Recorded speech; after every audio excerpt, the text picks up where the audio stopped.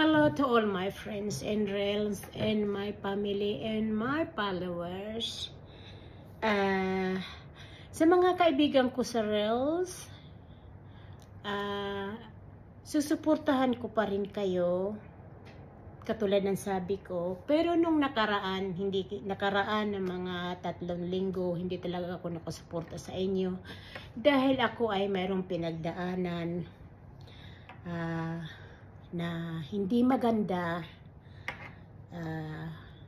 sa kakapwa kong kapwang karels o kaibigan. Di ko maintindihan. Alam ko best friend ko yun sila, pero ay sila nagtapos ng sa pagka best friend namin. So nanhinayang ako dahil sa 8 years na pinagsamahan namin, sila yung nagtapos. So wala akong nalalaman kung bakit tinapos nila yung pagkakaibigan namin. So hindi medyo naganda yung mga nangyari. Pero anyhow, pinapangako ko sa inyo mga kapwang karels ko, yung nakakilala sa akin, panonoorin ko yung videos ninyo, isi-share ko kayo. Pero isa lang ang hinihingi ko, sana naman ay ma-subscribe ninyo ako sa YouTube channel ko. Susuportahan ko kayo sa reels. Magbibigay ako ng mga star sa inyo, katulad ng dating ginagawa ko, kasi gano'n naman talaga ang ginagawa natin, tulungan tayo. Nasa YouTube na ako.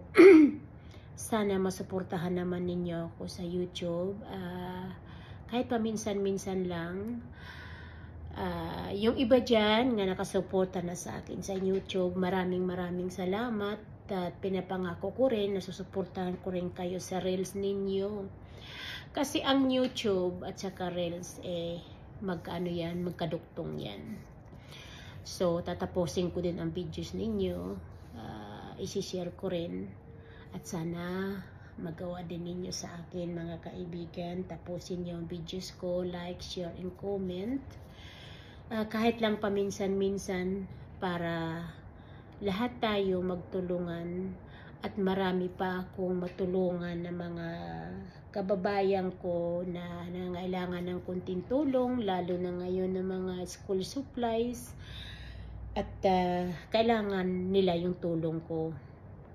Ito naman na pagbablog ko hindi ito para sa akin. Swear to God, ayan o, nanonood si Jesus sa atin dyan. Ay hindi to para sa akin, kasi kung para sa akin yan, hindi ko naman kailangan, kasi may trabaho naman ako, konting negosyo, asawa ko may negosyo din siya. So hindi ko kailangan. Ang gusto ko lang makatulong sa mga kababayan natin sa Pilipinas, at saka yung kahit yung mga taga overseas, yung mga OFW nga nagtatrabaho. Alam ko mayroon na akong natutulungan sa mga OFW, kahit lang naman pambili ng bigas doon sa mga kamag-anak nila sa Pilipinas. So masaya ako kapag nakakatulong ako. Pero suportahan naman ninyo ako sa YouTube. Mag-subscribe kayo sa YouTube, at kahit lang naman sana paminsan-minsan ay mapanood naman ninyo ang videos ko. Maraming salamat sa inyong lahat. And thank you. I love you all.